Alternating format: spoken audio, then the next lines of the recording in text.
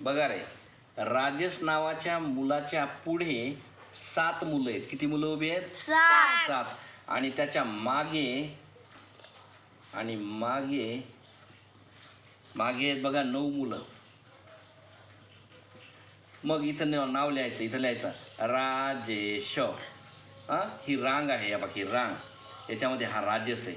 या बघा हे राजेश नावाचा मुलगा. त्याच्या पुढे या बघा हे पुढे थोबाड इकडे केले तर आणि ते रांगेत उभं राहिले. ठीक आहे.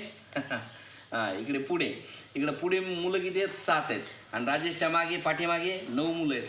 आता बघा, म्हणजे रांगेत एकूण किती मुलं आहेत?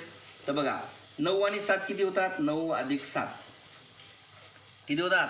15. 7 आणि 14 15 16 किती होतात? 16. 9 7 16 9 10 11 12 13 14 15 16.